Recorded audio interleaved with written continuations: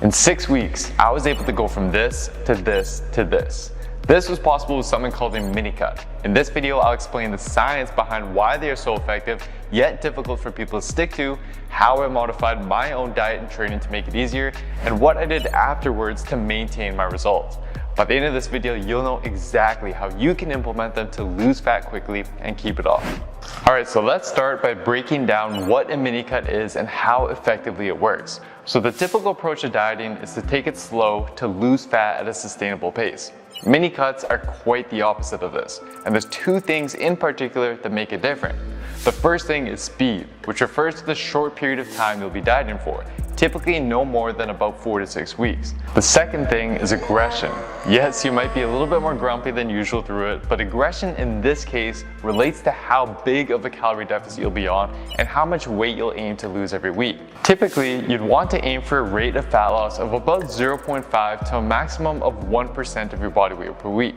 With mini cuts, you aim to lose around 1 to even 1.25% of your body weight per week. So for most people, this is somewhere between 1.5 to 3 pounds per week. The idea with this fast yet aggressive diet is that you're able to quickly lose fat without the muscle loss and fatigue that would occur if you had extended it any longer. They're most effectively used during a bulk to quickly reduce your body fat percentage before returning back to a bulk, or as a way to quickly lean down before an event like a wedding or vacation. But how effectively does it work? Well, a recent study run by one of our researchers here at Built with Science, Alex, provides some insight. They took a group of resistance-trained males and females and attempted to see the maximum amount of fat they could lose in just 2 weeks. To do so, the test group reduced their calorie intake by almost 40% while continuing to train and eating a high-protein diet. After the 2 weeks, they lost a total of almost 4 pounds. Some of this weight loss was water weight, but the rest of it was pure fat, with virtually no muscle loss. So at this point, you're probably thinking this sounds great, and you're eager to give this a shot. But the problem with mini cuts is that they're very hard to stick to. And even if you do manage to stick through it, because of the changes your body experiences during the mini cut, it makes it very easy to regain all the fat that you lost as soon as you're done.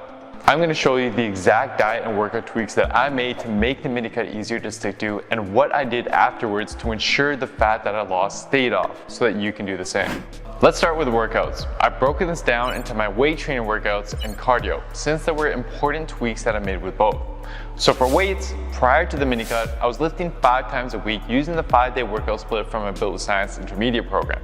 However, an aggressive calorie deficit now means that I have much less fuel to energize my workouts and support my recovery.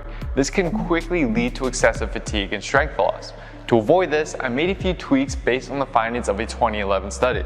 The researchers took 70 trained males and had them lift weights 3 times per week for 4 months while tracking their gains. After the 4 months, the researchers then tested to see the minimum amount of workout volume needed for them to maintain their new gains. What they found is that just 1 workout per week, so a third of the volume they were doing previously, was all that was needed. Now don't get me wrong, I love lifting weights, but implementing these findings into my routine was game-changing for managing fatigue throughout my mini cut. To do so, I switched to a 4-day workout split and removed 1 set from every single exercise in the routine. This essentially cut the total workout volume I was doing in half, which was more than enough for me to maintain my gains. Now as for cardio, prior to the mini cut, I was on average taking 10,000 steps a day and doing 2 20-minute HIIT sessions per week. My approach during the mini cut was to further increase my overall activity so that I could burn more calories every day rather than have to rely solely on eating less calories to achieve my goal deficit.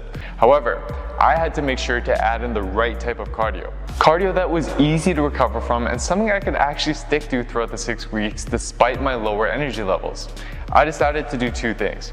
First, by taking more walks throughout the day and making frequent use of this under-desk treadmill at my office, I quite easily increased my daily step count to 15,000 steps a day on average. Second, I replaced my 2 20-minute HIIT sessions with something much easier to recover from.